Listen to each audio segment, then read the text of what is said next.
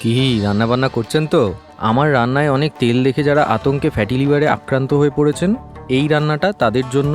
এই রান্নাটাতেও যদি কমপ্লেন থাকে তাহলে খাসির সাথে ডিরেক্টলি কথা বলে নেবেন। প্রথমেই আমরা একটা গরম মশলা বানিয়ে নেব, কারণ এইটা পরে ম্যারিনেট করতে কাজে লাগবে। 3টে স্টিক দারচিনি নেবেন, একটা গোটা জয়িত্রী নেবেন, 10 থেকে 12খানা ছোট এলাচ নেবেন, একটা জায়ফল নেবেন, 4 থেকে 5খানা এলাচ নেবেন।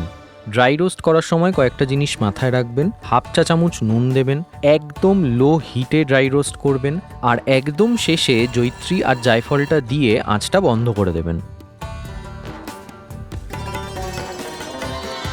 যারা অলরেডি আমার ভিডিও দেখেন তারা জানেন মশলা ঠান্ডা হলে তবেই গ্রাইন্ড করবেন। এবার 2খানা পেঁয়াজ, 20 গ্রাম আদা, 6 থেকে 7 কোয়া রসুনকে একটা পেস্ট বানিয়ে নেবেন। এইবার ম্যারিনেশনের পালা। ম্যারিনেশনের জন্য আমি টেস্ট অ্যান্ড পিওরের হলুদ গুঁড়ো 2 চা চামচ নিয়েছি, টেস্ট অ্যান্ড পিওরের ধনে গুঁড়ো 2 চা চামচ নিয়েছি।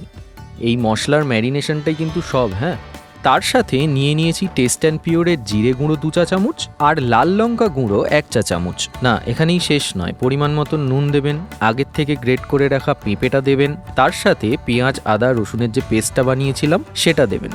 3 টেবিল স্পুন টক দই দেবেন, টক দইটা বাড়িতে পাতা হলে ভালো হয়। তার সাথে প্রথমেই যে মশলাটা বানিয়ে রেখেছিলাম সেটা 2 চা চামচ দেবেন। এইবার মাসাজ করার পালা। যত ভালো মাসাজ করবেন তত ভালো ভেতরে মশলা ঢুকবে, আর মাসাজ হয়ে যাওয়ার পর যত বেশি সময় রেখে দেবেন আরও ভালো করে মশলা ঢুকবে। মাংসের কথা বললাম। এরপর 2 চা চামচ কাশ্মীরি লঙ্কার গুঁড়ো আর 2টো কাঁচা লঙ্কা মোটকে দিয়ে দেবেন। আমি মোটামুটি ম্যারিনেট করার পর প্রায় 5 ঘন্টা রেখে দিয়েছিলাম। আপনারা যদি ওভারনাইট রাখতে পারেন তাহলে আরও ভালো হয়।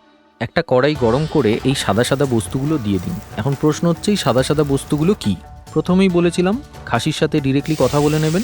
খুব সিম্পল, মাংসের গায়ে যে ফ্যাটটা থাকে আমি সেটাকে আলাদা করে নিয়ে ছোট ছোট কিউব করে নিয়েছি। ফ্যাটটা গলতে শুরু করলে ম্যারিনেটেড মাংসটা দিয়ে দিন। অন্তত 20 থেকে 25 মিনিট কষাবেন।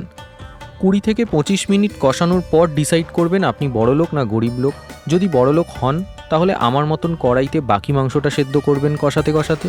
আর যদি গরিব হন তাহলে প্রেসার কুকারে দিয়ে 10 থেকে 12খানা সিটি মেরে নেবেন, রেডি হয়ে যাবে।